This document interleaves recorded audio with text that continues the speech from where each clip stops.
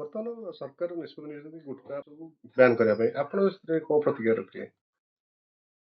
ଅବଶ୍ୟ ସରକାରଙ୍କର ଯୋଉ ନିଷ୍ପତ୍ତିଟା ଆମେ ସ୍ୱାଗତ ଯୋଗ୍ୟ। ଆମେ ସ୍ୱାଗତ କରିବୁ। ଏସବୁ ଜିନିଷରେ ଯୋଉ ପ୍ରକାର ବର୍ତ୍ତମାନ ସମାଜରେ ଯେମିତି ରୋଗାଗ୍ରସ୍ତ ହେଲେଣି ଲୋକମାନେ କମ୍ ଏଜର ମାନେ ଟିନ୍ ଏଜର ଯୋଉ ଲୋକମାନେ ଅଛନ୍ତି ବା ଆମ ଯୁବ ଗୋଷ୍ଠୀ ମାନେ ଏଇ ଯୋଉ ଗୁଟକା ନିଶା ଦ୍ରବ୍ୟ ଖାଇକିରି ଆଜି କ୍ୟାନ୍ସର ଟାଇପର ଗୋଟେ ମାରାତ୍ମକ ରୋଗରେ ପୀଡ଼ିତ ହଉଛନ୍ତି। ସେଥିପାଇଁ କି ସରକାରଙ୍କର ଏ ପଦକ୍ଷେପ ସ୍ୱାଗତ ଯୋଗ୍ୟ।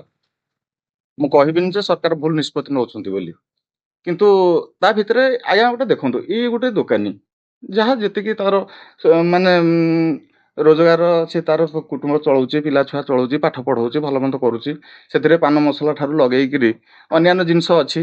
ବର୍ତ୍ତମାନ ତ ସେଇଟା ସବୁ ଦୋକାନରେ ଦେଖିବେ, ପାନ ଦୋକାନ ଠାରୁ ଗୁଆ ମସଲା ଷ୍ଟେସନାରୀ ସବୁ ଦୋକାନରେ ଦେଖିବେ ଗୁଟକା ଭଲ ମନ୍ଦ ଏଗୁଡାକ ଆଗ ରହିବ। କାହିଁକି ନା ଲୋକ ଆଗ ଆସିକିରି ପ୍ରଥମେ ସେଇଟା ମାଗିବେ, ବୁଝିଲେ କି?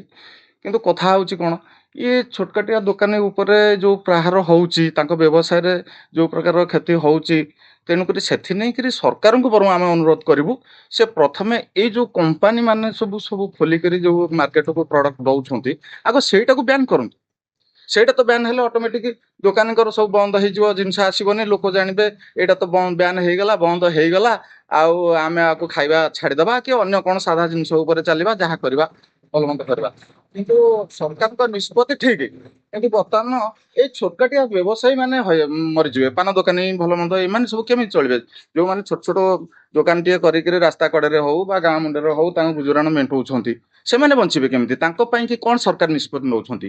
ଏଇଟା ବନ୍ଦ କରିବା ପୂର୍ବରୁ ଏଇ ପାନ ଦୋକାନୀ ଭଲ ମନ୍ଦ ଆଙ୍କ ପାଇଁ କଣ ସରକାର ନିଷ୍ପତ୍ତି ନଉଛନ୍ତି?